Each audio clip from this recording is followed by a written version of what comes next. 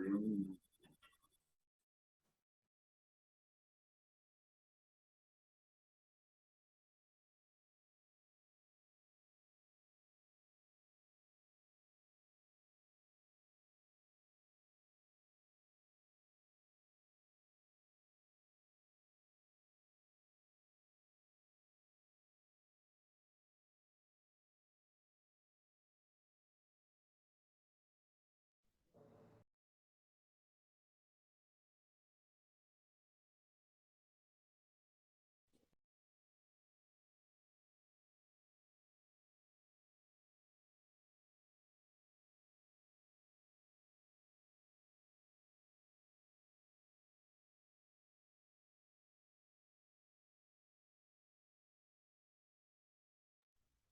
Muy buenos días a todos y todas.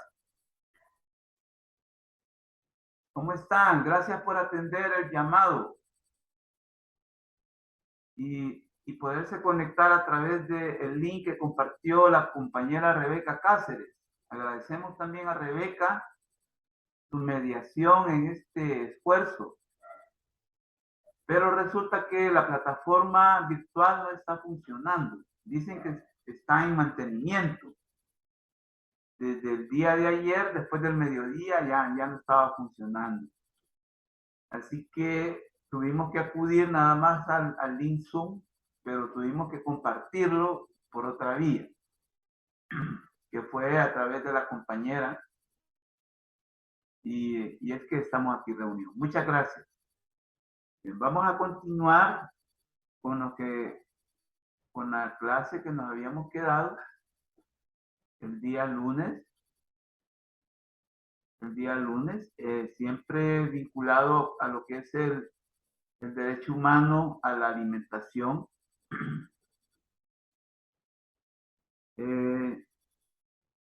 Ahí me avisan si hay gente que está esperando para darles entrada.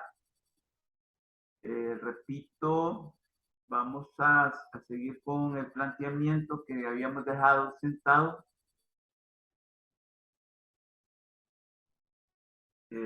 Vemos pues cómo la seguridad y la soberanía alimentaria son dos caras de una misma realidad, son dos dimensiones de una misma situación, y que ocurre que puede dar lugar a confusión en realidad. Miren, en El Salvador tenemos un problema. Creemos que con la seguridad alimentaria es suficiente para solucionar el problema de la alimentación.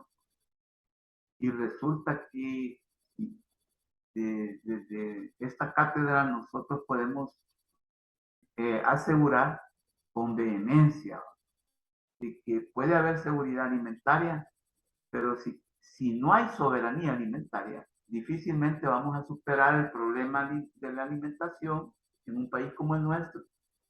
Y también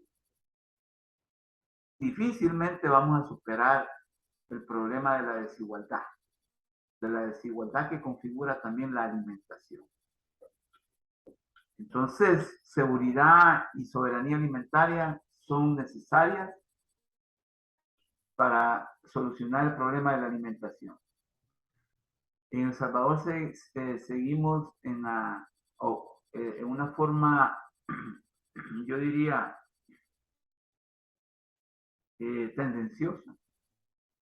tendenciosa a solo querer garantizar la seguridad alimentaria.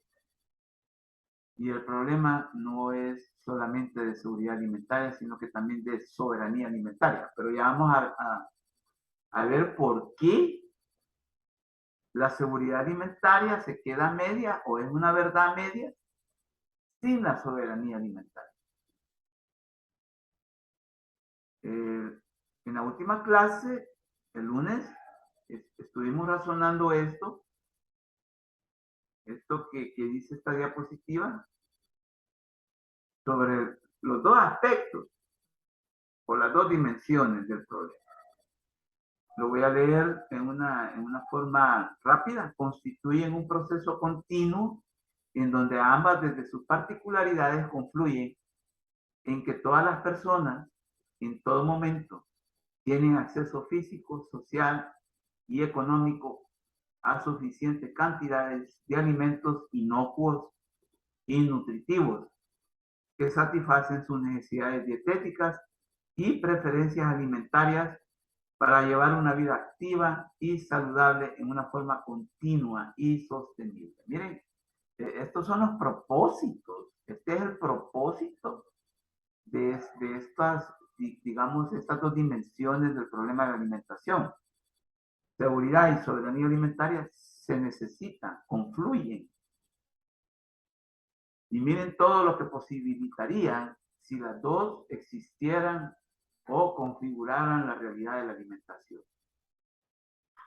A mí me llama la atención, por ejemplo, y al haber seguridad alimentaria y soberanía alimentaria, se puede garantizar el acceso físico, social y económico a suficientes cantidades de alimentos inocuos, o sea, alimentos limpios y nutritivos. Eso llama mucho la atención, porque ocurre que con solo la seguridad alimentaria no podemos garantizar el acceso a los alimentos. Y la semana pasada, este día, el día lunes, estuvimos razonando de que puede haber seguridad alimentaria, pero no necesariamente eso garantiza que nos estemos alimentando o que la mayoría de la población tenga resuelto el problema de la alimentación. ¿Por qué? Ocurre que hoy está habiendo un problema también de alza de los precios, producto de una inflación que se está sufriendo a nivel mundial. Ahora bien, cuando la inflación daña a nivel mundial, son los países a nivel particular o específico los que deben de emprender medidas que puedan paliar los efectos. Y en El Salvador no se están adoptando las medidas pertinentes, como por ejemplo para que se obtengan alimentos en calidad y cantidad y con facilidades a nivel económico, por ejemplo. Y si hablamos de la inflación, vemos que los alimentos están caros. Están caros. Entonces ocurre que puede haber muchos alimentos en la plaza, en el mercado, pero no hay capacidad adquisitiva.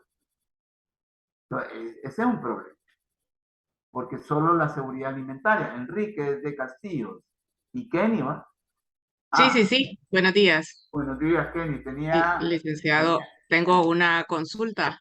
sí, No me queda claro en concreto cómo es la seguridad y soberanía alimentaria. O sea, es como, no sé, por ponerle un ejemplo, como en Estados Unidos que les dan un ticket y la gente va por alimento o cómo. O sea, en concreto, así como, cómo es, cómo funciona. qué bueno que mencionaste eso de los tickets gringos. Ocurre que esos tickets es una medida, obviamente que es de un país específico, que es los Estados Unidos. Es una medida para garantizar la seguridad alimentaria. Esa es una medida de un país en específico. Aquí no existen los cupones. No existen los cupones. Entonces, pero los gringos se preocupan.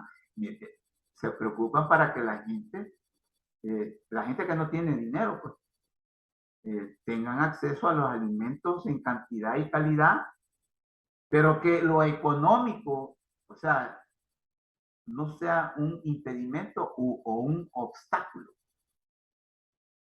Entonces, los gringos pueden tener todos los alimentos necesarios y suficientes en sus mercados, en sus supers, en sus boticas, como ahí abundan también las ventas de alimentos, pero la gente que no tiene dinero le resuelven en esa medida el acceso al alimento, En realidad es una medida eficaz, a mi modo de ver, y estamos hablando de un país capitalista, ¿sí? En donde también hay problemas de desigualdad y demás compañeros y compañeras, pero miren cómo lo resuelven ellos. O sea que hay una preocupación, ¿va? Hay una preocupación, pero aquí no hay ninguna preocupación. Y a eso vamos. Ahora bien, tú tienes una pregunta que cómo es eso de la seguridad y soberanía alimentaria. Nosotros en las últimas clases hemos hablado de esto, de que, por ejemplo, el razonamiento nuestro principal va, es que ocurre que puede haber seguridad alimentaria, pero siempre, pero siempre van a haber problemas de alimentación, o sea que va a haber gente que no va a tener cómo obtener los alimentos debido a que están bien caros. Y yo no sé, yo sé que tú eres tú eres madre de familia, ¿verdad? ¿O no, Penny? ¿Verdad? Kenny, ya que trajo a colación el problema, te pregunto. Repítame, por favor, licenciado. Sí, o sea que tú mencionaste los tiquetes o los cupones gringos. Sí, correcto. Y Pero ese, digamos en Guatemala funciona lo mismo. O no, sea, no, no, no. lo que yo no entiendo es cómo funciona. Ocurre que, pues, te voy a hablar de El Salvador. El Salvador tiene un problema de acceso a los alimentos. En El Salvador hay un problema de acceso a los alimentos. No hay un problema de existencia. Porque vos vas al súper selectos ahorita, no le estoy haciendo propaganda, y vas a ver abundantes alimentos. Yo me imagino que tú vas al súper y te das cuenta de eso. Vas a los mercados municipales, más que todo, y vas a ver que está lleno de alimentos. Pero eso no quiere decir que la gente tiene acceso, y más que todo los pobres y las clases vulnerables. Entonces, ocurre que el gobierno dice que hay seguridad alimentaria porque hay abastecimiento. Esa es la variable que ellos manejan y que como hay abastecimiento, hay suficiente producto en el mercado, entonces ellos enarbolan propagandísticamente que aquí hay seguridad alimentaria. Y ocurre que cuando vos empezás a relativizar el problema, vas a ver que no es cierto. No es cierto. El día bueno, no fue el día lunes. Hoy va a ser que estemos hablando de mucha gente, que va a comprar a los mercados y las quejas que tienen. O sea, las narrativas de la gente con respecto a cómo encuentran los alimentos en el mercado. Ya vamos a llegar a esa parte. Entonces, ocurre que en El Salvador hay seguridad alimentaria, pero eso no quiere decir que toda la población tenga acceso. Entonces, en El Salvador tenemos un problema de acceso porque la gente no tiene dinero para comprar. Entonces, tú mencionaste los cupones que dan los gringos a su gente, a los pobres para poder accesar a los alimentos. Y es una medida eficaz.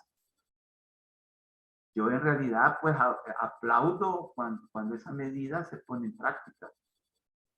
Que hay abusos, miren, ese es otro punto, pues, porque por ejemplo yo tengo un familiar que vive en los Estados Unidos y él no está de acuerdo, porque dice que son sus impuestos botados.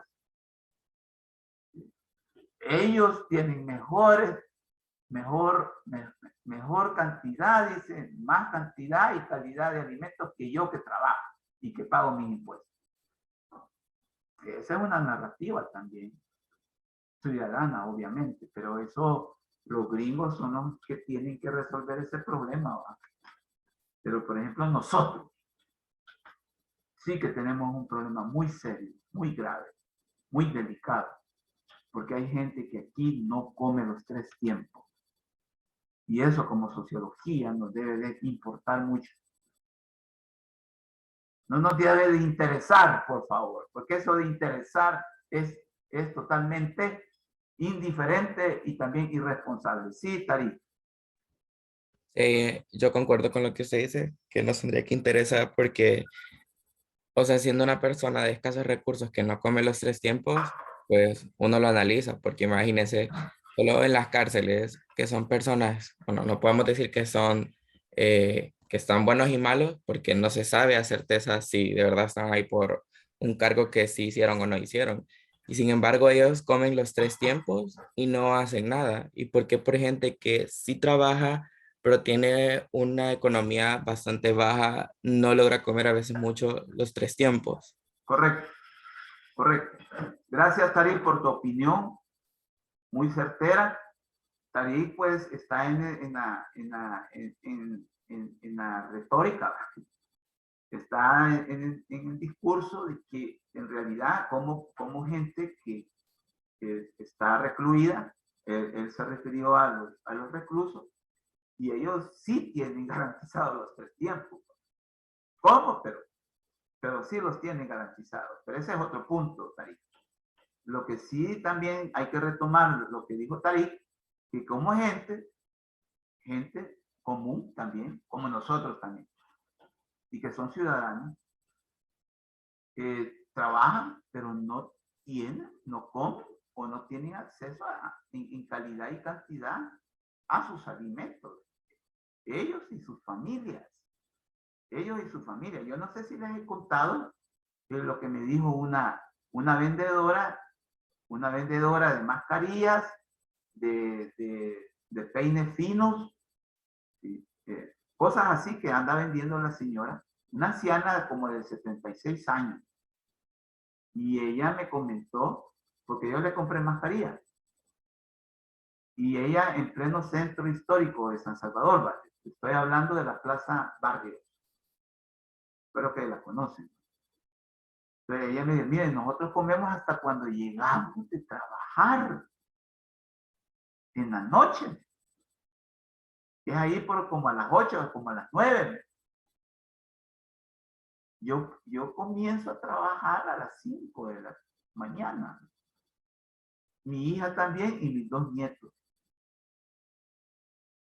Y mi hija es madre soltera.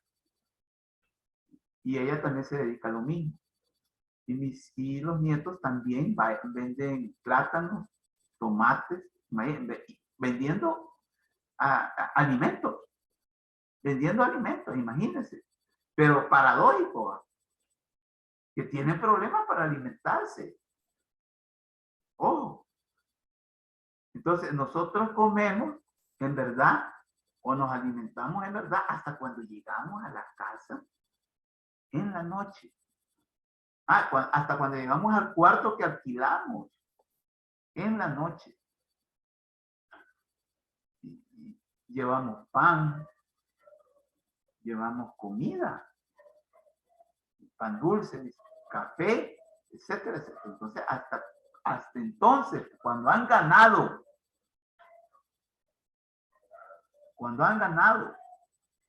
eso también está en función de lo que ganen en el día.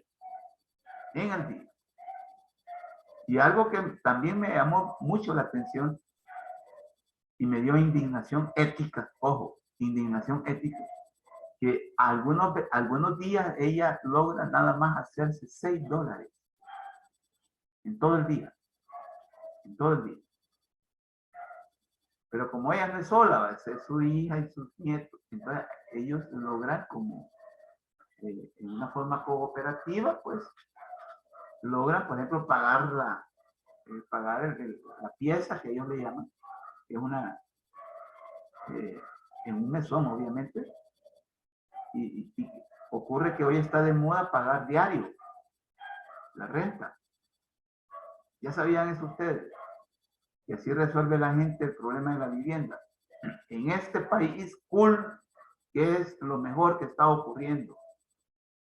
Así dice el presidente y la bancada oficialista. Este país ya no es el mismo y nunca volverá a ser el mismo, dice.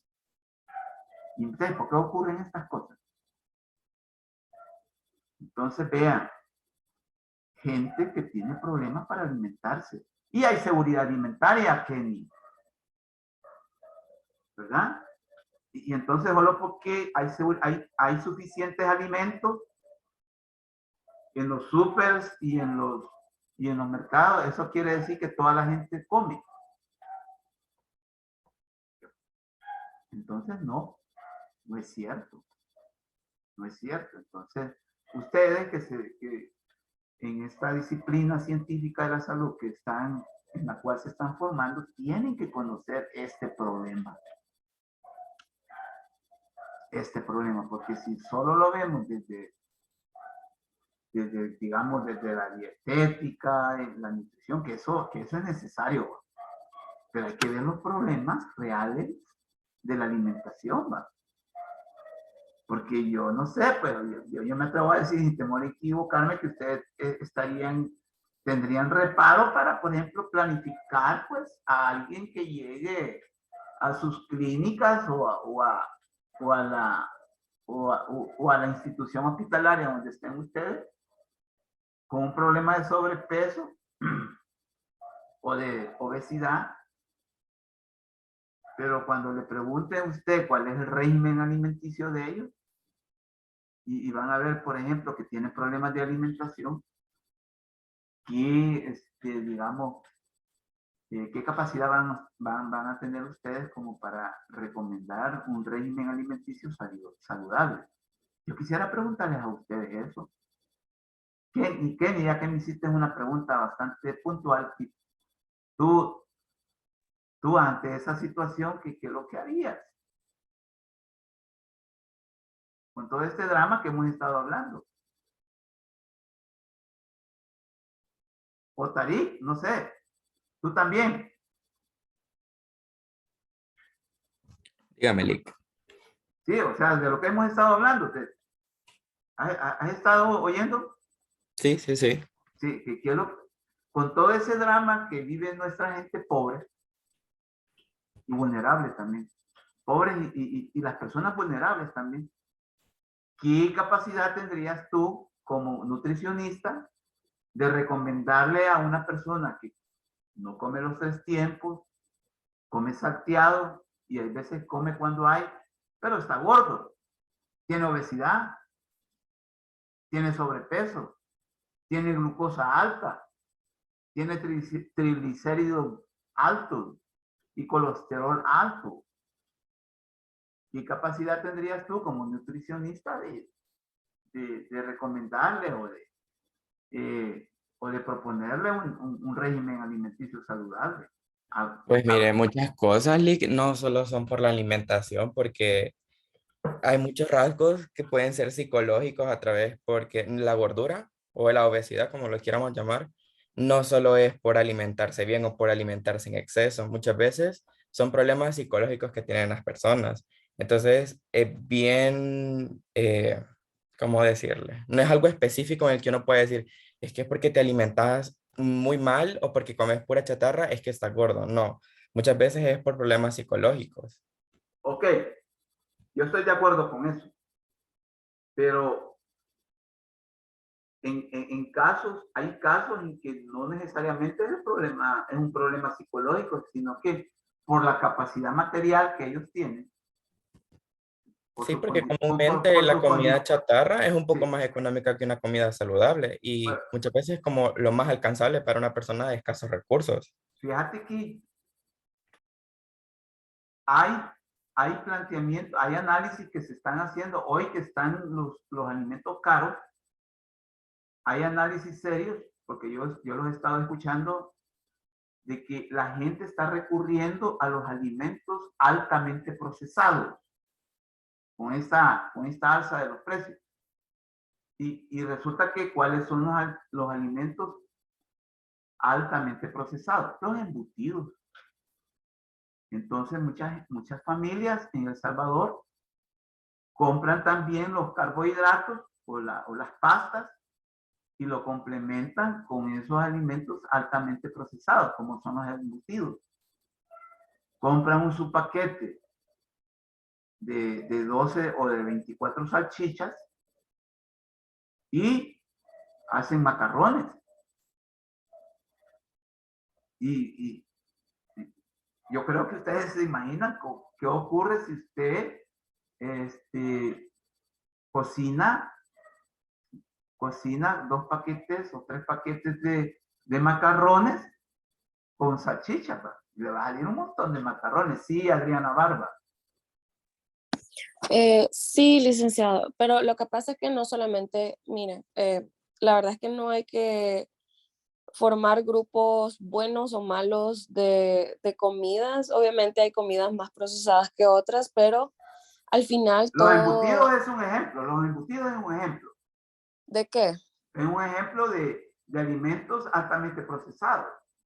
Es un ejemplo. Sí, pero vaya, pero si vemos los embutidos, o sea, es proteína, pero ¿cuál es quizás el aspecto negativo que tienen La algunos grasa y la embutidos? sal. La grasa y la sal. Ajá, exactamente. Entonces, o sea, no podemos como decir, no podemos comer tal cosa solamente porque lleva mucho sodio y así. O sea, quizás es preferible comerlo en menor cantidad, pero no es como decir, bueno, lo descartamos totalmente. Igual las pastas son Exacto, buena buen fuente de punto. carbohidratos. Ajá. El problema es Entonces, que no siempre comemos las cantidades que debemos, sino que lo correctas. hacemos por llenarnos, no por Exactamente. alimentarnos bien y tener una buena nutrición.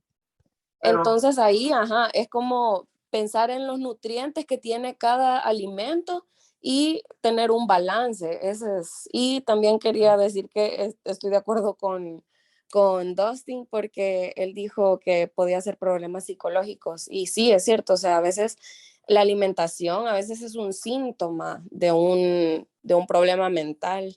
correcto. Entonces, ajá, Yo, solamente eso que... yo en realidad avalo todas las narrativas que ustedes exponen, pero yo nuevamente me remito a esa familia de esas ancianas que ellos, miren, yo no podría decir que tienen problemas psicológicos.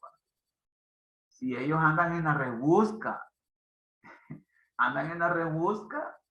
y el principal problema de ellos es cómo resolver el comer, y no andan viendo si van a engordar o si tienen un problema de carga espiritual y psicológica. Ellos lo que quieren es, porque también el hambre, acuérdense que es un reflejo natural que pobres y ricos lo tienen, flacos, gorditos, bonitos, feos.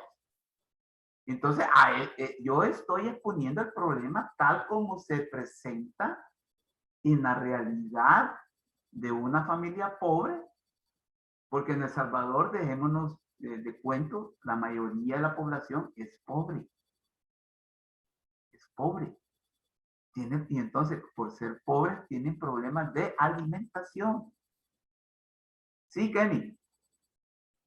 Sí, Licenciado, sí, vea, yo creo que yo viéndolo estoy, desde el punto de vista sociológico, yo estoy de acuerdo con lo que dice la compañera, por ejemplo, que hay problemas psicológicos que te pueden a ti inducir a que tengas una alimentación irresponsable. Yo sé, sí, sí, pero pero vayamos digamos, al día a cuando día yo he de la... cuando yo he observado, como, no sé, vea, para mí la sociología es de observación, ¿verdad? Y de análisis. Razonamiento. Observación y razonamiento. Mira, Ajá, entonces yo una vez, ver, juzgar y actuar. Ver, entonces, juzgar y actuar. Esos son los 3 pasos. entonces de acuerdo a eso, quiero comentarle una experiencia Adelante, adelante, que yo vi. adelante. Yo estando en el súper, en el área de la caja para pagar, vi a una señora que venía con una canasta y pues muy humilde, ¿verdad? Sin ser clasicista, muy humilde. De Y aspecto traía, humilde, de aspecto humilde. y traía ella un litro de leche y, y una botella de 2 litros de soda y luego traía salchichas, ¿verdad? Y Un paquete. un paquete de salchichas y no recuerdo qué más, como un pan de caja o una cosa así. Entonces, pero a mí me llamó la atención y por eso me aprendí su compra, porque vino ella y sacó su monedero y empieza a contar pues su dinero, ¿verdad? Lo que me sorprendió y me llamó la atención es que no le alcanzaba y en vez de comprarse la leche, se compró la soda. Dejó la leche en la caja y pasó la soda, las salchichas. Entonces, a veces pienso yo, sí, ¿verdad? Tenemos pobreza grande, pero no solo de dinero, ¿verdad? Sino que Correcto. también mental, porque pues Ajá. creería Mara, yo que tiene más nutrientes la leche que le va a hacer mejor correcto. que la soda. La soda no le está aportando absolutamente nada. Al contrario, Entonces, la daña. también ese es un problema serio que tenemos porque una Correcto, gente con escasos recursos, el licenciado, no va al súper. correcto. No va al súper porque no se puede comprar casi nada y, vea, Ajá. entonces uno tiene que recurrir al mercado porque Por los ahí es precios. donde se puede comprar con $10. En el súper usted no compra nada con $10. Nada, Y bueno, eso es lo que absolutamente. yo quería Un aportar. artículo puedes comprar con $10. Un artículo en el súper. Bien, tú mencionaste algo muy importante y esto ya lo vimos. ¿Recuerdan cuando hablábamos de la alienación? Que nosotros en alienación tomamos malas decisiones. Y esas decisiones tienen mucho que ver incluso hasta con lo que comemos, hasta con lo que comemos, hasta con lo que vestimos. Entonces, tú estás totalmente, digamos, tenés razón en ese sentido, de que como la señora optó por la soda más que por la leche. Entonces, es producto de que hay una influencia externa, propagandística o informativa, si tú quieres, del modelo de vida que estamos viviendo. Y que lo bueno es que tú lo pudiste verificar ya en un aspecto real. Y ahí la sociología entra a dar a una explicación científica. Entonces nos ocurre que el ser humano cae en alienación también, hasta en lo que come, hasta en lo que consume. ¿Sí? Entonces, producto de la alienación, esa señora optó por esa bebida dañina, dañina, y entonces eh, caemos a cuenta también que también lo psicológico eh, puede, puede incidir mucho en una alimentación mal enfocada, porque ese es un mal enfoque, o sea, miren, el problema es que como es un problema, es un asunto humano, el que estamos tratando, eminentemente humano. Aquí no nos interesa, bueno, esta palabrita yo quizás me la quiero desembarazar. Aquí no nos importa cómo comen las demás especies. Ese es otro punto. Nos importa cómo come la especie humana. Entonces, la alimentación es un problema humano. Un problema humano. No hay que ser rico, no hay que ser pobre para estar mal alimentado. Porque también ocurre que también, si vos te vas a meter a los super selectos, donde solo llega la gente que tiene capacidad, una alta capacidad de compra, vas a encontrar también, vas a encontrar cuadros indignantes. Por ejemplo, hay gente que la carreta la lleva llena de churros, nachos, también va. Y a ese no le va a hacer falta pisto, sino que ese lo va a comprar todo. Entonces ahí puedes ver también que la psicología, los problemas psicológicos no andan viendo si este es pobre o este es rico. Porque hay un problema cultural que se llama alienación y que nosotros en esta cátedra oportunamente lo analizamos. Ahora bien, yo sé que es válido también hablar que en esto de la alimentación puede incidir mucho un problema psicológico. Sí, estoy de acuerdo. Pero no es como diríamos en sociología, no es como la explicación generalizada. Sí, no es una explicación generalizada para podernos convencer de que en este país hay un problema de alimentación también. En el sentido que hay gente que no tiene dinero para poder alimentarse bien. A eso llegamos. Eso es lo que estamos viendo. Eso es lo que yo desde la sociología esta mañana estoy analizando con ustedes. Con ustedes. Yo sé que es válido lo que han dicho. Pero ahorita, el punto es de que aquí en este país hay gente que no come porque no tiene dinero. Y no porque se lo haya gastado en droga o en guaro, sino porque no tiene trabajo. No tiene trabajo. Y entonces, ¿cómo se las arregla?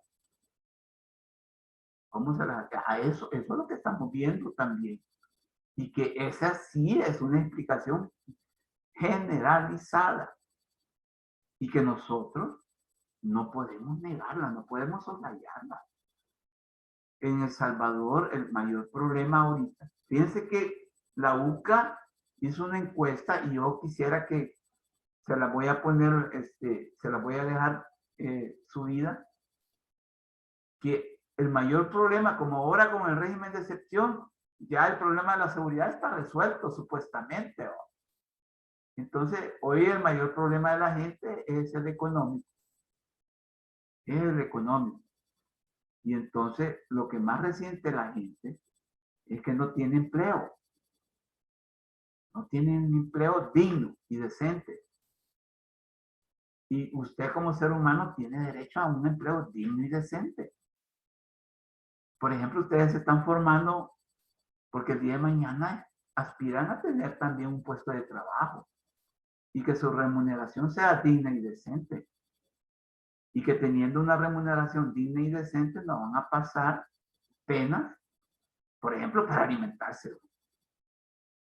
Para alimentarse. Entonces, yo sé que el problema da lugar a interpretaciones y análisis diversos, plurales, relativos. Hay que relativizar el problema. Eso sí, hay que relativizarlo, no absolutizarlo. Porque si decimos, si nos quedamos en un absoluto, no es que la gente en El Salvador es gorda o es obesa y tiene sobrepeso porque tiene grandes problemas psicológicos. Eso sería un absoluto. Y ocurre que no es cierto. Ocurre que no es cierto. Hay problemas psicológicos que inducen a la gente a tener hábitos alimenticios irresponsables totalmente. Entonces, así las cosas, pero en realidad es necesario que nos quede claro entonces si la seguridad alimentaria no es suficiente, sino que también es necesaria la soberanía alimentaria. ¿Qué es eso de soberanía alimentaria? Bueno, la misma palabra lo dice. La misma palabra lo dice, soberanía, capacidad de autogestión, ¿sí? Capacidad ¿de qué? De autorregulación, ¿sí? Autogobierno, si usted quiere también, ¿verdad? Autogobernarse en muchos aspectos de la vida, capacidad de control propio, ¿sí? Autonomía también. Ustedes pueden encontrar lo que a nivel genérico lo que significa soberanía. Ustedes han mencionado países como Guatemala. Y si ustedes escudriñan, en Guatemala hay soberanía alimentaria. Hay una ley de soberanía alimentaria. Y hay seguridad alimentaria también, que está también como ley en Guatemala. Ahí, no, ahí cerca. También los hondureños, también los nicaragüenses. Solo en este país no hay ley de soberanía alimentaria ni ley de seguridad alimentaria. Y ustedes han venido hablando del agua, por ejemplo. Cómo la gente ha estado luchando desde hace mucho tiempo sobre una ley del agua. Hoy la hay, pero mala. Y también está pendiente la ley de seguridad alimentaria, pero también soberanía alimentaria, porque no la hay. Para poder superar problemas como los que estamos nosotros también indicando o señalando. Pero repito, ¿qué es esto de soberanía alimentaria entonces? Como categoría, es un esfuerzo de garantizar seguridad alimentaria. La soberanía alimentaria. Fíjense, ya estamos vinculando soberanía alimentaria con seguridad alimentaria. Miren lo que acabo de decir. Como categoría que se esfuerza por garantizar una seguridad alimentaria. O sea, es la seguridad alimentaria a lo que en verdad nosotros debemos de apostarle. Porque una seguridad alimentaria es a nivel aparente o superficial, me dice de que hay suficientes alimentos en cantidad y calidad en los súperes, en los mercados. Eso en realidad no me está diciendo en una forma real que hay seguridad alimentaria. Entonces, y desde la sociología nosotros no podemos partir de apariencias.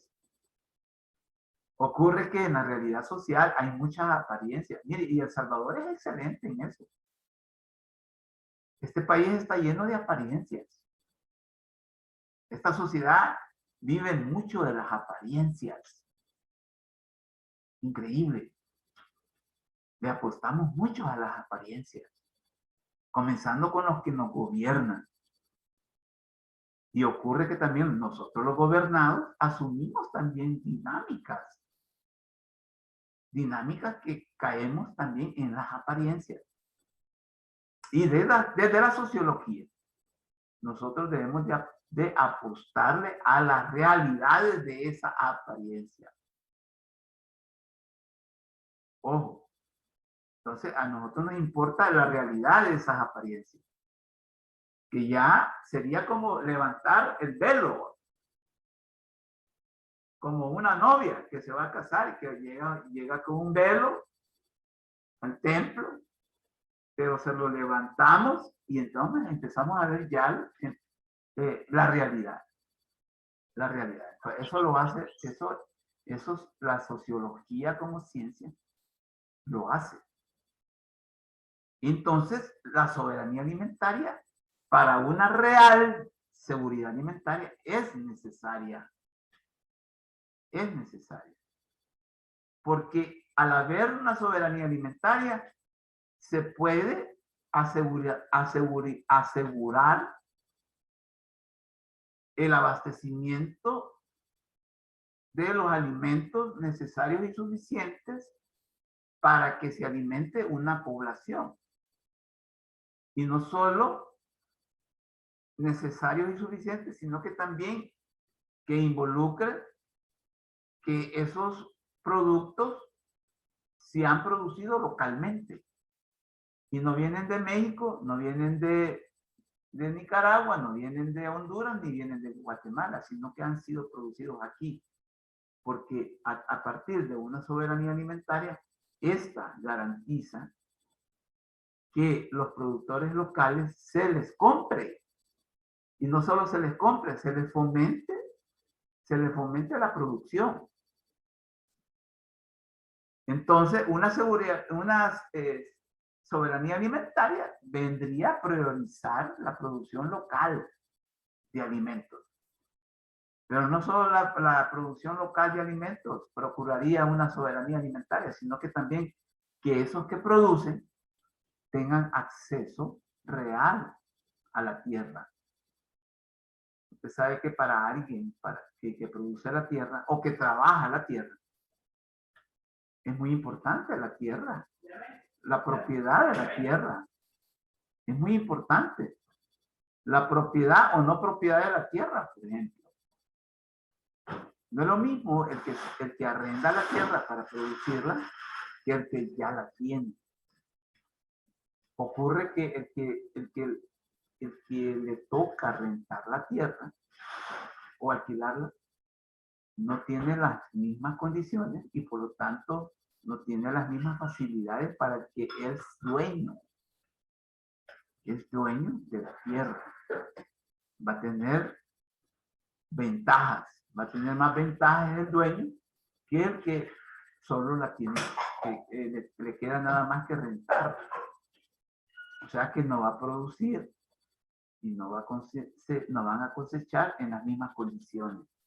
Entonces, una soberanía alimentaria vendría como a resolver eso. El otro aspecto es el acceso al agua. Una soberanía alimentaria también garantizaría el acceso al agua. Al agua para hacer producir la tierra. Ocurre que en El Salvador tenemos un problema de agua también. Yo los invito a que, ya que estamos hablando de que hay una ley del agua, los invito a que la escudriñen. Y ahí se manejan procesos de abastecimiento de agua como que fuéramos un país en donde hay agua por todos lados. Claro, hay agua por todos lados cuando llueve, ¿verdad? Pero estoy hablando del agua lluvia. Pero yo estoy hablando del agua que se ocupa para el consumo humano, para la producción también.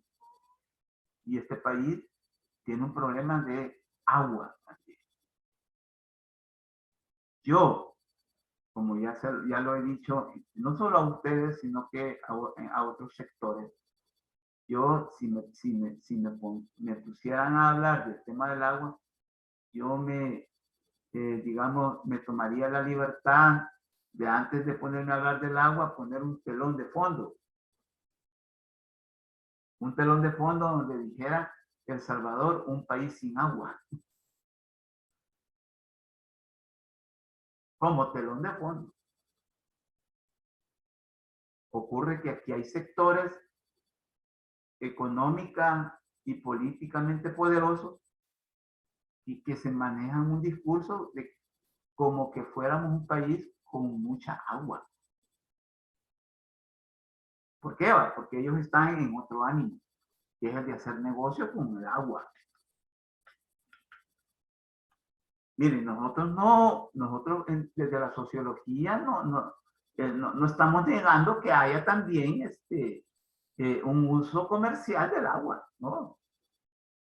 Eso no nos da empacho. Ahora bien, que sea una actividad complementaria, porque sí debemos nosotros garantizar, proponer y hasta luchar de que la prioridad sea el consumo humano. cuando yo me refiero al consumo humano, que sea para beber. Y que sea utilizado para otros menesteres como la salud, la educación, la producción, pero que sea prioridad máxima, que sea para el consumo humano y no para el consumo comercial. Entonces, ahí sí nosotros ponemos el dedo en el renglón desde la sociología. El agua es un bien público y por lo tanto, si es un bien público, toda la población debe tener acceso a ella. En calidad y cantidad. En calidad y cantidad. Ocurre que en este país no toda la población tiene agua en calidad y cantidad. Desde ya el país no tiene buena agua. Ocurre que la Organización de las Naciones Unidas, hay una organización de las Naciones Unidas que se encarga también del agua y dice que en El Salvador no hay buena agua. No hay una excelente agua. Ya está clasificado El Salvador. Y lo vamos a encontrar, por ejemplo, con los países del África, donde no hay agua de calidad. Entonces, el problema es serio también. Entonces, si no tenemos soberanía alimentaria, ¿qué capacidad vamos a poder nosotros tener para poder garantizar agua de calidad? Si no la hay. Si no hay calidad de agua. Y ellos tienen como un parámetro. Buena, muy buena. Y tenemos agua muy buena. ¿Sí? Pero excelente no tenemos. Desde ya se lo digo. Ustedes pueden escudriñar. El otro, si hubiera soberanía alimentaria, se lograrían semillas para los cultivos en una cantidad óptima y en un tiempo óptimo. Ocurre que en El Salvador el gobierno reparte semillas mejoradas, que le llaman, pero cuando ellos quieren o cuando les conviene. Más que todo como ya vienen las elecciones del 2024, ellos como que calibran y calculan en qué tiempo pueden como repartir esas semillas, pero con propósitos partidarios. Y mire, y eso es terrible porque juegan con el hambre, pues es que eso es lo que nosotros señalamos aquí en sociología. Denigrar a la persona, eso no se vale. Nosotros desde la sociología siempre vamos a criticar. Y claro, vamos a proponer también cuando procedimientos humanos, en vez de fomentar la vida, fomentan la muerte, como sería la escasez de alimentos y la escasez de agua también. Entonces, si hubiese una soberanía alimentaria, hubiera también un suministro de semillas en cantidad y calidad y en tiempos óptimos y lugares óptimos también, porque ocurre que muchas veces se reparten en territorios donde no la vocación agrícola no es tal.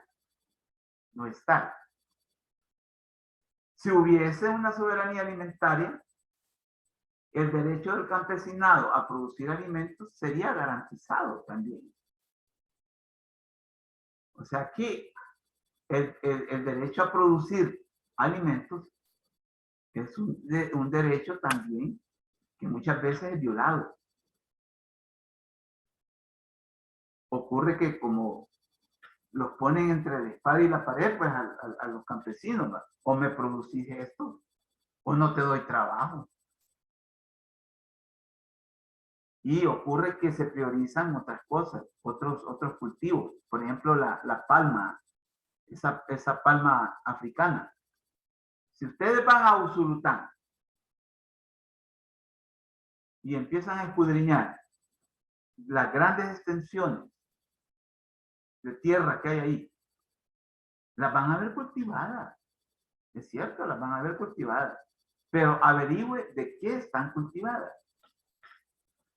Palma africana, le van a decir, el vigilante, porque son empresas ya, son empresas transnacionales. ¿Y para qué es la palma africana? ¿Alguno de ustedes sabe para qué es la palma africana o qué es lo que se obtiene de la palma africana? Aceite. ¿Sí? Entonces, la palma africana produce aceite. Se ocupa para que haya aceite para el mercado mundial. ¿Sí?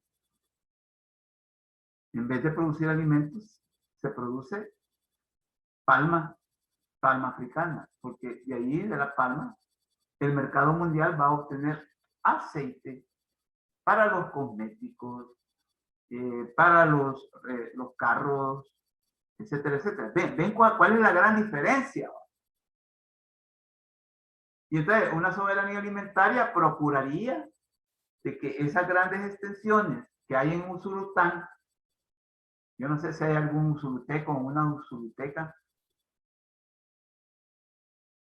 para que esas grandes extensiones, está bien si alguien quiere cultivar eso, pero que no sea a través del abuso. Que también haya producción de alimentos. Y no a Usulután le llamaban hace 50 años, era el granero de la República. Yo no sé si hay algún usuluteco aquí, o usuluteca. Entonces, vaya a ver ahora, palma africana. Vaya a ver ahora, caña de azúcar. Caña de azúcar. Y grandes extensiones. Entonces, si hubiese una soberanía alimentaria, no hubiesen grandes extensiones de tierra destinadas a la agroindustria, porque eso se llama agroindustria.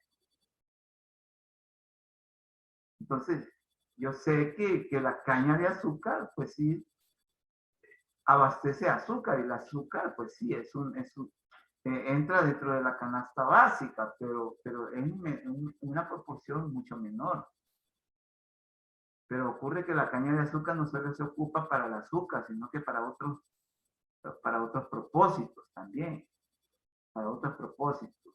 Entonces, en El Salvador, grandes extensiones de territorio con vocación agrícola se destinan a la producción no de alimentos, sino que de otros cultivos vinculados a la agroindustria. Entonces, con una soberanía alimentaria se tendría que regular eso. Se tendría que limitar eso. Entonces, aquí yo lo que estoy exponiendo desde la sociología es cuán importante para un país o para una sociedad que haya soberanía alimentaria, para que la seguridad alimentaria que se logre o que se posibilite sea una seguridad alimentaria que en verdad asegure la alimentación para toda la población. Yo no sé si ustedes están viendo el vínculo necesario para solucionar el problema. Pero sigamos. El derecho de los países a protegerse de las importaciones agrícolas y alimentarias demasiado baratas. Ojo con esto. Esto puede parecer curioso. Y es cierto. Ocurre que hay alimentos que vienen del exterior que son más baratos que los producidos aquí. Y entonces ocurre que la gente lo que va a hacer es comprar, hombre, los alimentos más baratos y que no son producidos aquí, sino que son producidos en el exterior. México, Guatemala, los gringos. Hay una invasión de productos gringos. No sé si ustedes se han dado cuenta de eso. Y ustedes como nutricionistas deben de tener todo eso bien calibrado. Van ustedes al súper, ocurre que, por ejemplo, con esto de los embutidos, hay embutidos gringos que son más baratos que los que hace la única. que la única es una industria de alimentos nacional, ¿verdad?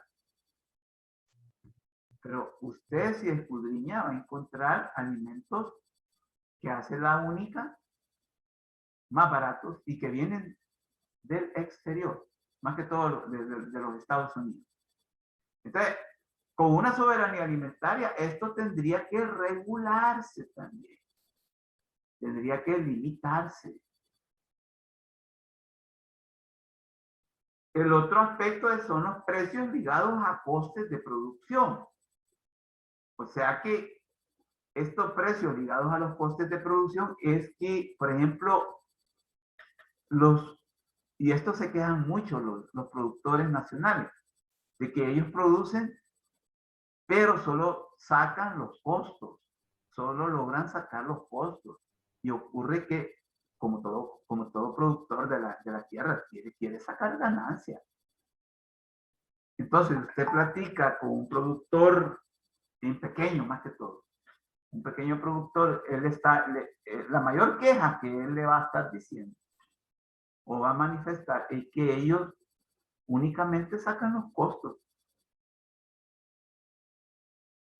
Y entonces, con una soberanía alimentaria, también se superaría esto. Se sacarían los costos de la producción, pero también ganancias. Y la otra que es muy importante y que tiene que ver con la participación de los pueblos en la definición de políticas agrarias y el reconocimiento de los derechos de las campesinas, estoy hablando de las mujeres campesinas que desempeñan un rol fundamental en la producción y alimentación. Esto lo pueden ustedes consultar en internet, en este documento, que es la soberanía alimentaria. Ya ven, entonces, ¿cuán importante es la soberanía alimentaria?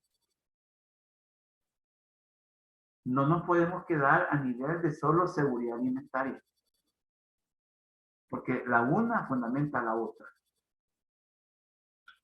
No sé si hay algún comentario, alguna duda al respecto. No la hay, bueno.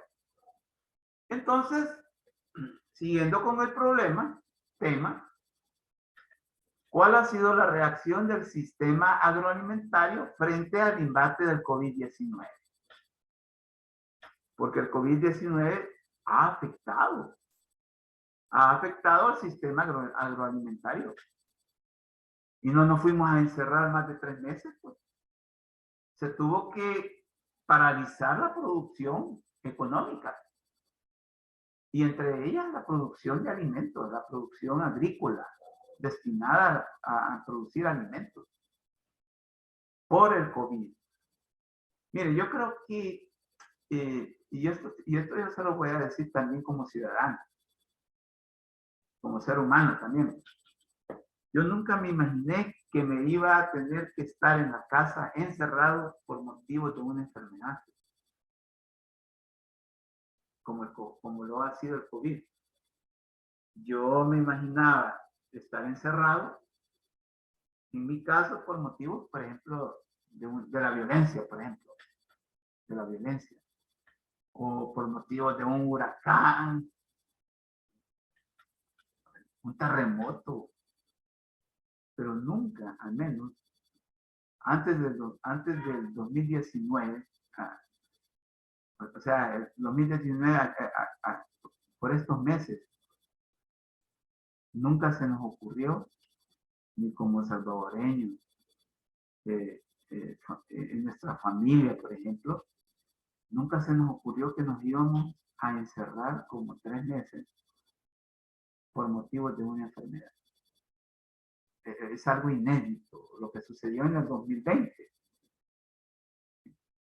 Ahora ustedes, no sé si tienen testimonio al respecto, pero yo nunca me imaginé eso.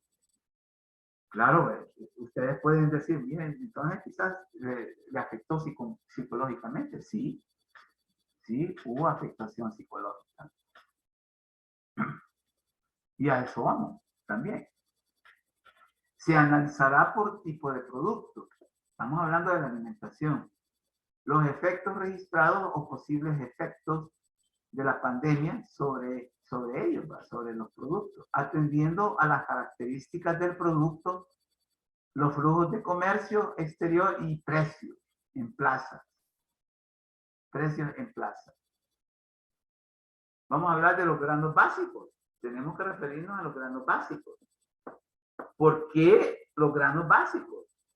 Porque forman parte fundamental de la dieta de nuestra sociedad. Parece que debemos de tocar a los granos básicos. 2020-2022. Por el nivel de autoabastecimiento en maíz y frijol en los tiempos del ciclo agrícola, la pandemia no ha significado riesgos insalvables en el suministro de estos dos granos a las plazas del país. Sumado a que en el 2019 no presentó eventos climáticos de mayor magnitud que pudieran haber implicado daños o pérdidas en la producción que hagan pensar en una situación prepandemia riesgosa. O sea que antes del aparecimiento de la pandemia COVID-19, que fue en el 2020, 2020 fue en marzo que aparece la pandemia, con el primer caso allá por Chalchuapa. Entonces hay un trimestre, el primer trimestre, que sería enero, febrero, marzo. Pongamos enero, febrero, antes de marzo, porque ahí por el 20 ocurre el primer caso. Entonces enero, febrero y un tanto de marzo no se registra pues que hubiese un problema de autoabastecimiento, por lo menos en maíz y en frijol. En frijol. Además de que antes del 19 no ocurrieron eventos climatológicos como huracanes, tormentas, etc. Por lo tanto, no se puede hablar de una situación prepandemia riesgosa. No obstante, el flujo de importación de granos ha sido sustancialmente mayor. Este es el gran problema. Miren. O sea, la importación de granos ha sido siempre mayor. Siempre mayor cuando se puede producir estos granos a nivel interno. A esto es lo que estamos nosotros señalando. Y entonces, esto tiene una explicación. ¿Y cuál es la explicación? Que siempre los grupos de poder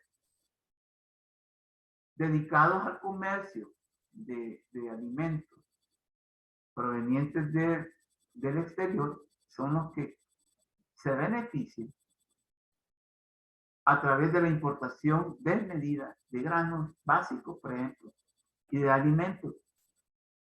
Si no, vean lo que ocurrió también con las canastas alimenticias.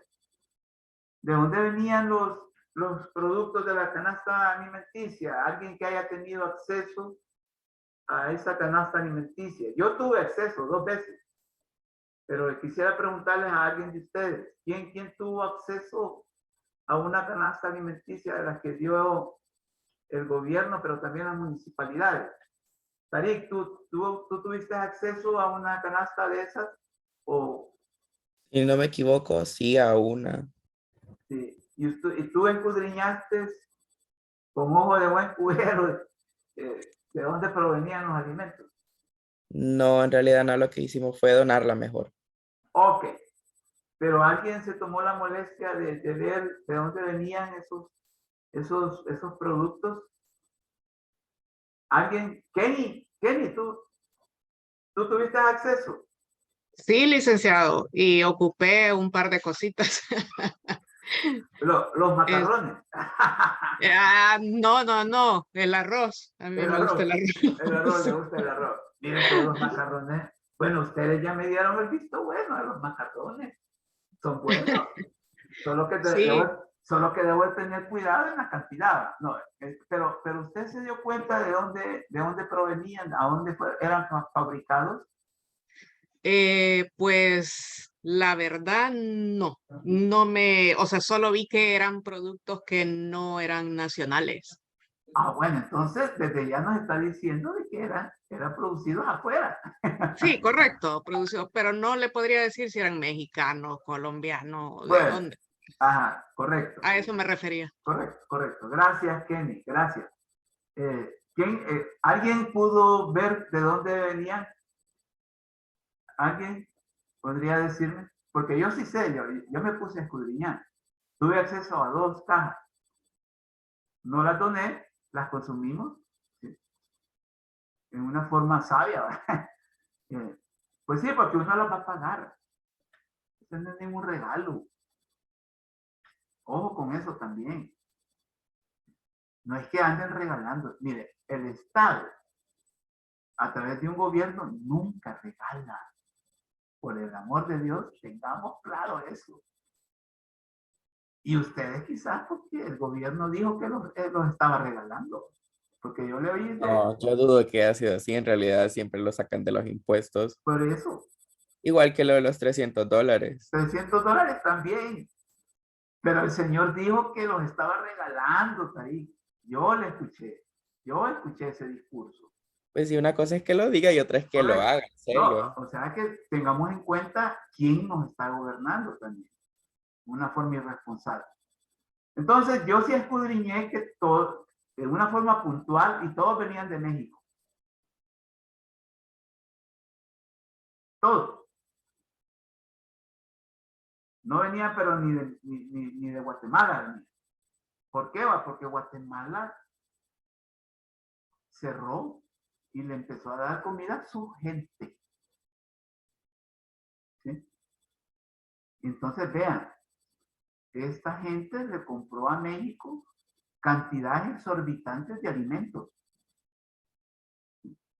Por eso es que hay un problema, fíjense que hay un caso en fiscalía que lo mandaron a archivar, en la cual se hizo una investigación de que por qué a México se le compraron todos esos alimentos que venían en esas cajas alimenticias durante la pandemia, que durante la pandemia se dieron. Porque resulta que el ministro de ese entonces de Agricultura tenía grandes negocios, porque es una persona rica, es una persona rica. Tenía negocios, tenía fuertes negocios con los comerciantes de alimentos mexicanos. Y entonces él se le permitió hacer negocio también con el hambre de la gente. Entonces el flujo de importación de granos siempre ha sido un problema, porque durante la pandemia fue mayor, mucho mayor, por la emergencia. Al comparar el flujo acumulado mensual del 2020 de los 3 principales granos con el flujo acumulado promedio en el 2016 y 2019, estamos hablando del flujo acumulado de alimentos, es notable el incremento del volumen acumulado a partir de marzo, que fue cuando aparece la pandemia, en que la tendencia en el año la tendencia en el año es a separar el alza de los valores promedio del 2016 y 2019. Entonces, resulta que en el 2020, los valores promedios ya no fueron los mismos que los que se manejaban en el 2016 al 2019. Entonces, vamos a ver pues que la provisión de alimentos fue mucho mayor, pero a partir de la importación de alimentos. No fue algo que se pudo haber también hecho, como el haberle dicho a los productores nacionales, miren, véndanos a nosotros. Por ejemplo, el gobierno hubiera dicho, miren, no hay que comprarle allá afuera a la gente porque hay mucha oferta. No, lo que queremos es comprárselos a ustedes porque son producción nacional y también ustedes necesitan. Esa hubiera sido, como dice, la tónica o el discurso correcto. Correcto. A eso va. Entonces, y algo paradójico, el mayor volumen de importaciones no evitó el alza de los precios en las plazas. Ocurre que en el 2020 se empezó a evidenciar, y más en el 2021, el alza de los precios de los productos alimenticios. O sea que en El Salvador en El Salvador ocurren cosas absurdas. Ojo, absurdas.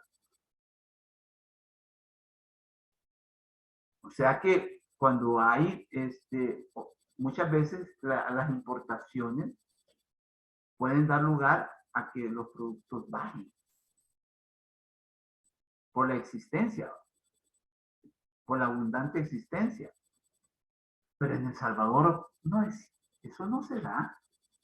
Es un absurdo que no se dé una baja en los precios, sino que al contrario, una alza.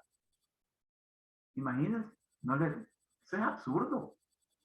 Desde cualquier punto de vista económico, elemental, si usted quiere. No hay que ser un brillante economista para tener este razonamiento que estamos teniendo nosotros.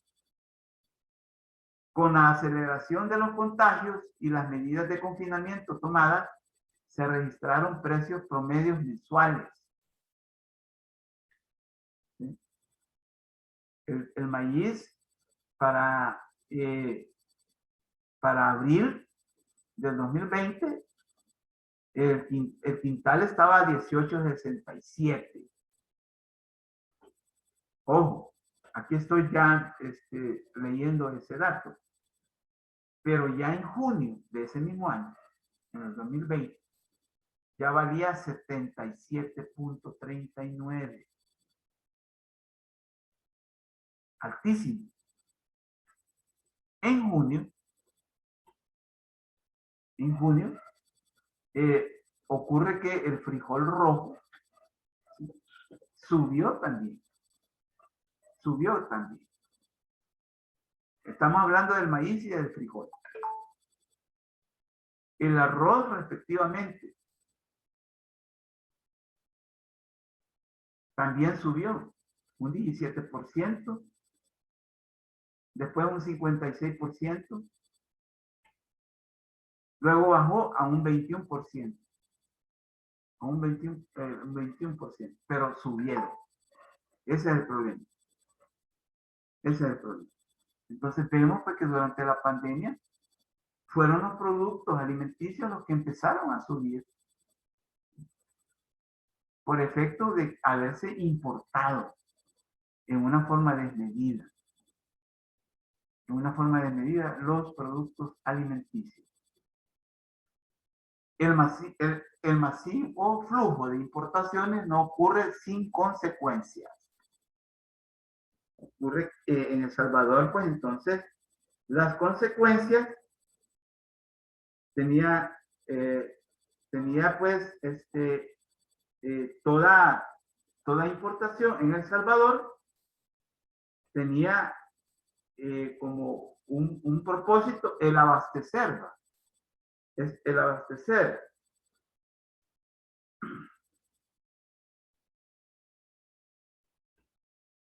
El abastecer de los productos de la canasta básica se dieron, pero este abastecimiento de los productos de la canasta básica tuvo sus consecuencias al interior de las condiciones de vida de la población.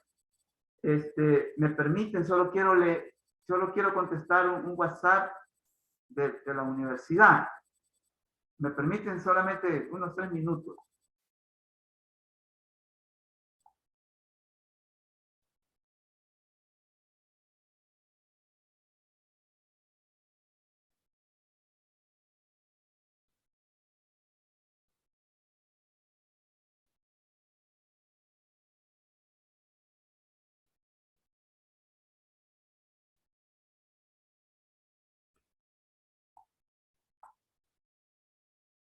Bueno, entonces, ¿cuáles van a ser las consecuencias?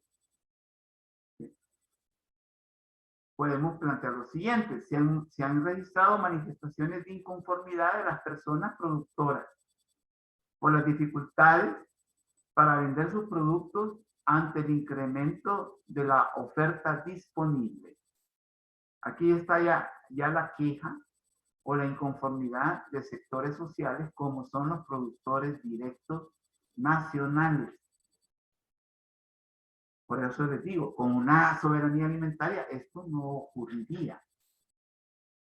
No le daría lugar a estos procesos de inconformidad. ¿Sí? Entonces, una hipótesis razonable es que el incremento en la disponibilidad del producto presiona al productor a la baja, al productor nacional a que haya una baja. Una baja en la producción, pero también una baja en los precios. Mientras que el precio al consumidor se mantiene o marca tendencia al alza. Esto es algo absurdo también y grave. Porque ocurre que siempre, y en El Salvador es algo bien clásico, es algo bien tendencioso, siempre son entre los que ganan más en esto de la producción agrícola, siempre son los comerciantes, porque los comerciantes, por su capacidad de compra y de movilidad o de movilización dentro del proceso de producción y de comercialización y distribución, ellos tienen bastante capacidad de maniobra. Compran barato para vender caro. Le compran barata a los productores directos, pero ellos, por su parte, ya en esfera de la circulación, que sería el comercio, venden más caro. Siempre. Entonces, en El Salvador se da algo muy peculiar, que en el negocio de los alimentos siempre son los comerciantes los que más ganan. Si no, pregúntenle a Callejas. Y ustedes saben que los Callejas son los dueños de Super Selecto. Miren, hay un engaño en realidad, porque yo he visto en el Selecto, y por eso es que hay marca Selecto, se han fijado en algunos productos. Hay arroz, hay frijoles, marca Selecto, hay hasta queso, marca Selecto, o sea que ellos lo envasan. No necesariamente lo producen. Es más, no lo producen, sino que solo lo empacan con su logotipo. Pero, por ejemplo, hay verduras, hay productos alimenticios que ellos se los compran a los productores nacionales, pero no se los compran a precios justos. Y entonces el vendedor nacional no tiene más escapatoria que venderse. Porque so pena de que se le pudran o se le descompongan su producción. Entonces, es una situación bien delicada que estamos nosotros tratando. Una situación así implicaría que se estaría generando indirectamente un margen de ganancia extraordinaria o extraordinario en la esfera de la comercialización, lo que yo les decía. Por compra financiada con el erario público, esto es con respecto al gobierno, que en el 2020 empezó a comprar productos y que simultáneamente afecta a la producción o a la población, productora. Entonces, esto es una consecuencia a nivel, digamos, de los productores de alimentos. ¿Sí? De los productores de alimentos, o sea, los productores que cultivan maíz, arroz, frijoles. Pero aquí vamos también a las consecuencias de esta anomalía. Nosotros le hemos hecho en llamar esto como una anomalía en las condiciones de vida de la población. Aquí quizás es más dramático y delicado, porque y aquí estamos nosotros, ustedes y yo. Hay una imagen, pues, manipulando mazorcas de maíz. Los salvadoreños consumen en promedio 23 millones de quintales de granos básicos al año. Ojo, 23 millones de quintales de granos básicos al año, según una gremial de agricultores nacionales. Estadísticas oficiales, o sea, las que vienen del gobierno, dan cuenta de que el país ya no es capaz de producir esa cantidad de comida. Ya suman 6 años a la baja en maíz, frijol, arroz y maicillo. Este ya es como un análisis que hace el gobierno con respecto a que la producción agrícola de alimentos ha tendido a la baja en los últimos 6 años. Lo que no dicen es por qué va. Porque ellos mejor prefieren importar alimentos desde afuera que producirlos aquí a nivel nacional. Solo en esta cosecha hay 32.2 millones de quintales de granos menos de lo que se consume. Aquí están ellos hablando de los quintales menos cosechados. Agricultores deben enfrentar el cambio climático también y a otros desafíos como las pandillas sin mayor apoyo estatal también. Además del abandono del apoyo estatal. O sea que los agricultores también tienen desafíos específicos, como son el cambio climático, las pandillas, solo que dicen que ahora ya el problema se solucionó, dice. Pero hay todavía relatos, uno lo oye en las noticias, de que todavía hay pandillas que están operando en algunos territorios. Periodísticamente uno se da cuenta. El abandono estatal a los agricultores nacionales todavía es una realidad, es algo patente. Y aquí viene lo que yo les decía, ¿qué es lo que dice la gente específicamente a partir de narrativas? Narrativas, o sea, por ejemplo, lo que me dijo Kenny, por ejemplo, cuando dice que se dio cuenta de ese caso de la señora que prefirió la soda a la leche. Esa es una narrativa de Kenny de cómo un problema de la vida cotidiana lo expresa. Entonces, es como ella expresó. Por lo tanto, nosotros en sociología a eso le llamamos narrativas vivenciales y también existenciales. Entonces, con esto que hemos estado hablando, hay narrativas de la población afectada o afectada. Y aquí comienza una narrativa. Estamos fregados nosotros los agricultores. Dice Rigoberto Ruiz, parado sobre un pequeño montículo de pálidas mazorcas. Esto es todo lo que pudo arrancar este año como cosecha a una ladera para mantenerse él, su esposa y 5 hijos. O sea que solamente para consumo propio pudo producir. Para llegar hasta el terreno hay que subir una empinada cuesta que se abre camino entre predios de maleza seca por un sol que ahí ya no calienta, sino que quema. Repito, para llegar hasta el terreno del agricultor hay que subir una empinada cuesta que se abre camino entre predios de maleza seca por un sol que ahí ya no calienta, sino que quema.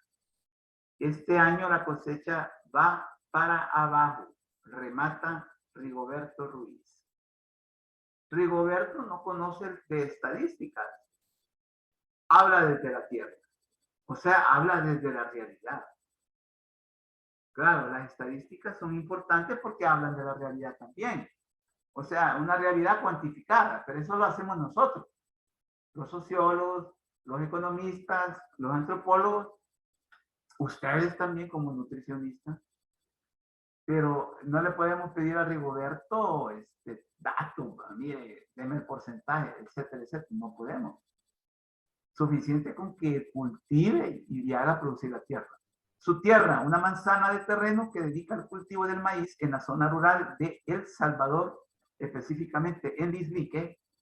Este señor nos da pues su parecer sobre cómo se está produciendo ahora en estos dorados tiempos, en estos tiempos de crisis. Los números del Ministerio de Agricultura y Ganadería le dan la razón. El Salvador ya no produce la cantidad suficiente de granos básicos para alimentar a sus 6.3 millones o más de 6.3 millones de habitantes, según la estimación para el 2021 de la DIGESTI. 2022 todavía no está, no la tenemos, porque esa la vamos a tener el próximo año. La producción agrícola ha ido en descenso en los últimos 6 años. Nuevamente se reafirma lo que veníamos diciendo. Si solo es de perder, la gente se retira. O sea, no produce. Y solo produce para ellos mismos. Dice Juan, otro agricultor. A él le queda una parcela dedicada al maíz. De frijol, ahí en Tamanique ya no hay rastro. Ya no hay rastro del frijol. Porque a diferencia del maíz que se secó en la Unión, aquí llovió tanto en el 2020 que nada quedó en pie. Todos los frijolares se pudrieron. Dice. O sea que también el cambio climático, no solo el COVID-19, está causando daño. Está causando consecuencias nefastas en las condiciones de vida de la gente. Podemos seguir. Juan es de los pocos agricultores que todavía resisten en esa zona de la libertad. A él, cuenta, sus hijos le piden que ya no trabaje, que deje la milpa. Lo he hecho toda mi vida, ahora es menos, pero ahí vamos, dice. Y es que los más jóvenes, como sus hijos, consiguieron trabajos en la capital. Ahí en Tamanique, los jóvenes no se acercan más a los cultivos. O sea que está habiendo una aversión o una animadversión a seguir produciendo la tierra. Pero este es producto también del modelo de vida que se está imponiendo. Y esto lo vimos cuando analizamos la alienación. ¿No? La alienación. Ocurre que la alienación es más un problema del mundo urbano. Del mundo urbano más que del rural. Entonces, el mundo urbano se está sobreponiendo sobre el mundo rural. Porque aquí, como dicen, y es que los más jóvenes, como sus hijos, consiguieron trabajo en la capital, o sea que se fueron a lo urbano. Y en lo urbano, las dinámicas de la alienación son más frecuentes, son una realidad patente. Son una realidad patente. Entonces, se justifica o es explicable que los jóvenes ya no quieren llegar pues, a ver los cultivos ni mucho menos dedicarse a la agricultura. Y por eso es que le dicen también al papá, ¿sí?, que deje la milpa. Es bastante delicado eso. viene otro relato, y este se refiere más que todo a alguien que compra en los mercados, que podríamos ser también nosotros, ustedes, yo, y que también tiene su relato. Hoy comienza con este relato: hoy compro menos comida y traigo más dinero. Expresan consumidores sobre la inflación. Es lo que hemos estado hablando. Hoy compro menos comida y traigo más dinero. Aquí una compañera dijo que mejor prefiere ir al mercado con $10 porque tiene la posibilidad de comprar más que en el súper. Y es cierto, uno lo comprueba. Los salvadoreños han tenido que ajustar su presupuesto para comprar alimentos por el alza constante en sus precios, tendencia que se prevé continúe. Entonces hay una vorágine indetenible del alza de los precios, Tomémoslo muy en cuenta. Aquí está la señora.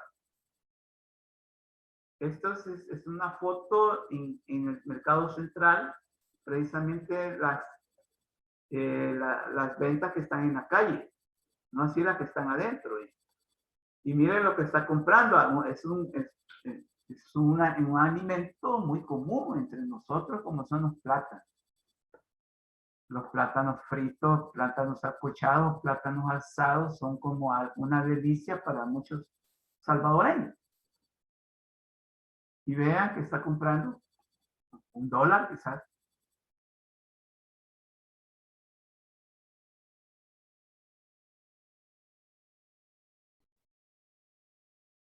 En medio del tumulto de personas y ruido característico del mercado central en San Salvador, Juana Hernández, doña Juanita, se abre paso en busca de la comida para la semana. Entre estos, unos pescados para comer rico, con sus 2 nietos y ella, dice. Esta es la narrativa de alguien. La narrativa de alguien que está sintiendo en carne y hueso el alza de los precios, que puede ser también como nosotros o ustedes y yo. Entonces, en la clase hemos considerado a bien traer pues estas narrativas. Doña Juanita ya pasa de los 60 años, tiempo en el que ha aprendido a ser organizada con su dinero. Pero cada vez es más difícil comprar lo que necesita. Asegura que antes, con $20 le alcanzaba para comprar, pero ahora trae 50. Y como todo está caro, ya no alcanza la pita. Imagínense. La dinámica de que vamos a comprar con más dinero, pero traemos menos productos, menos comida. La sensación de que hace unos meses el dinero alcanzaba más no es una simple percepción, y eso ya se los he manifestado. Por ejemplo, en mayo, a partir de mayo del año pasado, se empezaron a experimentar el encarecimiento de los alimentos. A partir de mayo del año pasado. Los precios de los alimentos han subido en comparación al año pasado, así lo confirman los datos incluso del Ministerio de Agricultura y Ganadería y de la Defensa del Consumidor. Aquí viene otra narrativa de doña Juanita. No sé qué hacer. Es uno de los lamentos que doña Juanita más repite mientras recorre el mercado. Compra $1 de tomate y su cara muestra disgusto al ver que solo le dan 10. Recuerda que hace unos días todavía le daban 15 por el mismo precio. Mira, yo no sé, pero nosotros hemos experimentado eso. Yo lo he experimentado. Lo que doña Juanita aquí, o de lo que doña Juanita se está diciendo. Hoy compro menos y traigo más dinero. Menos cebollas, menos tomates. en veces me dan 15 tomates por $1 y hoy son 10. ¿Cuántos están dando ahorita? Son 6. Hace como unos 3 días compré yo tomate y me dieron 6 por $1. Y no me alcanza.